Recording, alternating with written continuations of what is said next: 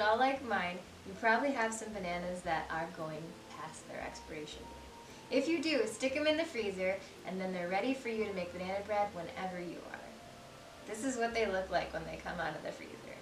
Don't be too freaked out about how dark brown these are. That's just what happens when the skins get really cold. They're still good. These are full of flavor. Make sure you pull them out and let them thaw, or you can stick them in the microwave for about a minute at a time until they're nice and soft. I start my banana bread with brown sugar, and this is going to make sure that our banana bread is nice and moist. I use oil, but I use coconut oil. It's healthier for you, and it also has a higher melting point. If you don't like the taste of coconut, don't worry. If you get refined coconut oil, it doesn't taste like coconut at all. You want to make sure it's melted but not super hot. Mix that up together. We want to make sure that all of our ingredients today are at room temperature. Nothing here is cold. So make sure you pull out your eggs, and we have yogurt here. If you forget, you can always put your yogurt in the microwave for a little bit, and you can always put your eggs in a little bit of warm water to warm up. Okay. Now that our brown sugar and our oil is all mixed up, we're going to add our vanilla yogurt. I've become a big fan of the Anco's vanilla yogurt that has protein in it, and it has less sugar, or no sugar added. I'm going to switch to my whisk. You know what? My yogurt must have been a little cold. I'm going to warm it up in the microwave. 20 seconds.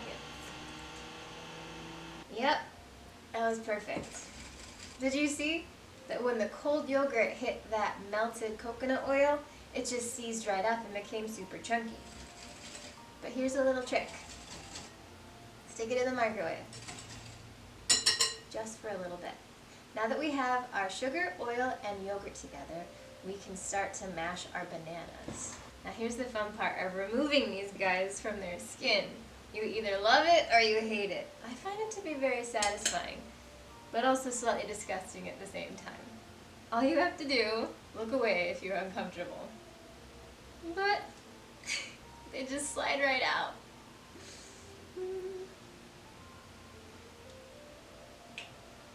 They're going to be very easy to mash. Now you want to take a fork and mash it on the plate. This is the best way to mash up a banana. Even if it's not frozen and mushy like this, regular unfrozen bananas that are just ripened, always take them on a plate with a fork. Mash them up. I like to make sure they're pretty pureed, because I don't want to have any big banana chunks. Now it's time to add our bananas and just stir them into that oil mixture. So far so good. I have my 2 little room temperature eggs here. You always want to crack your eggs into a bowl, especially if you can see through it. That way you can guarantee you don't put any shell into your baked goods.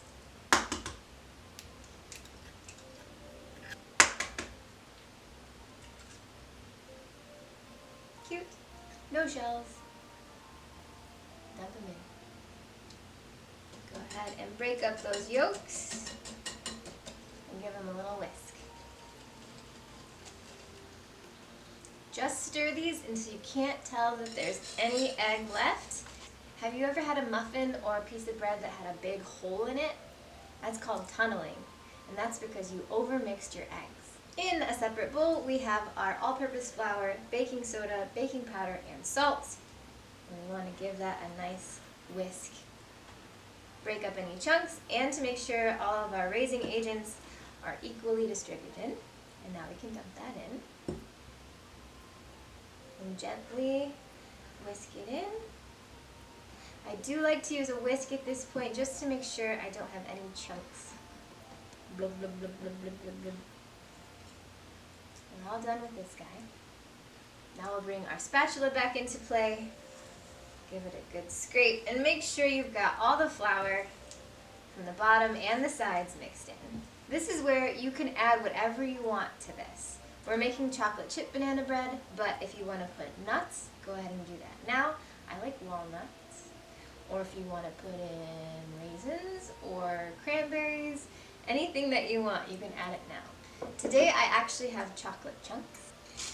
Dump those right in. And this is where you can be a little gentle And just fold them in until they're evenly distributed. That looks good. Now you want to grab your bread pan. If you would like to butter and flour this, you can do that. I'm going to use some parchment paper. And I also have a special kind of bread pan that I like to use. This is called a Pullman loaf pan. And I just like it because it's taller instead of fatter. Typical bread pans that you have at home probably are wider and shorter. But I like the way that these slice. This is what you would use to make white bread. Today I'm using parchment paper to line my bread pan, and I have cut it so it is way longer than it has to be. You don't want your parchment paper to be too short because as you add your batter, the parchment paper will start to curl in and touch the top of your bread, and we don't want that. Let's go ahead and dump it in. Once you have all of your batter in your bread pan, go ahead and spread it evenly, but leave a little less in the middle than you would on the sides, because this will keep the bread from having that big dome in the middle. All of your slices will be the same shape. Now that I have it all spread out, I like to make sure people know that this is a chocolate chip banana bread, so I have these little mini chips, and I'm going to sprinkle them on top. Not only does it look nice, but it lets you know what you're going to eat. Now our little loaf is ready to go into the oven. I have it preheated at 400 degrees, and we want to let it bake for about an hour. Then you can test it by sticking a knife in the middle gently. If it comes out all wet and gooey still, put it back in the oven. Keep in mind that it might start to get a little too brown on the top. Just take some aluminum foil and cover it while it continues to bake. Here we go.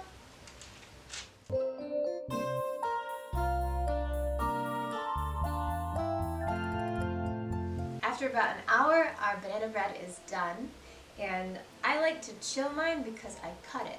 But of course banana bread is really good when it's hot out of the oven with a little bit of butter on it. It's up to you how you want to serve it. Now to get this out, run your knife on either side. Let's turn it upside down. There we go. Now just peel off the parchment paper. Flip it upside down. That's what's nice about having it nice and cold.